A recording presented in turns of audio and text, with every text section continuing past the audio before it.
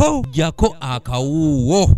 Saba abalunzi n'aba stakeholders mwena betukwatako okutegatako. Kati emyaka gyetoolodde nga ggwanga Uganda teribala bisolo biri mu maka g'abantu ng'enkola y'okubala ebisolo mu maka g'abantu yakomaddeyo mu mwaka gwa 2008. Gavumenti olwaleero ezzeemu okutongoza enkola y'okubala ebisolo byonna mu ggwanga okumanya omuwendo gw'ebisolo mu maka g'abantu era ng'okubala kuno kwa kutandika ng'ennaku z'omwezi 17 paka 28 omwezi guno. Gavumenti yaffe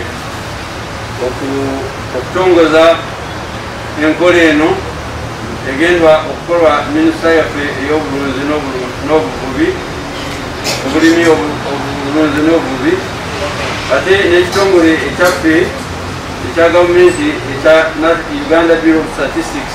Minisita w'amagana Bright Lwamirama agamba nti enkola eno yakuyambako ekitongole ky'ebyobulimi obulunzi n'obuvubi okumanya omuwendo gw'ebisolo okusobola okutegeka obulungi eddagala erimala singa wabaawo okugema ebisolo mu bitundu ebitali bimu. Emyaka ennaku z'omwezi 17 okutuusa 18 Maayi 2021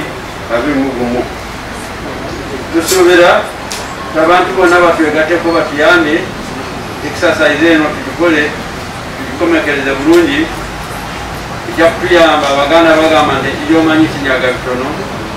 Bwe tuba tutegedde nnyo omuwendo gw'amagana getulina wano tuyamba nnyo n'okusayininga contract n'awabweru ate n'okuleeta bamusigansimbi wano. Minisita asabye bannayuganda bonna okukkiriza ababala ebisolo okola omulimu gwabwe singa bannaabanga batuuse mu bitundu byabwe.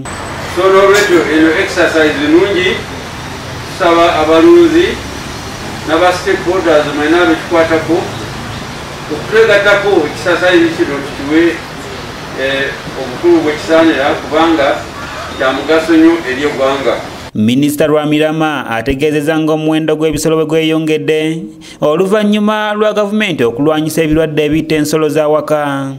Pesi yali emalawo amagana Uganda mu bugwanjuba ne Central Africa tetwasooka okulwanyisa ne tugoba wano ate nange neesiima nnyo kubanga nafuna certificate ya Uganda okuva mu kitongole ekyensi zonna ekikwata ku bulamu bw'amagana n'olwekyo Pesi twaligoba wano. Omulimu guno gwakuwemmenta obuwumbi bwa Uganda 11 wamu n'obukadde 400. Matiya Sekanjako yakusakidde eggulire erina okulwa ABS Television.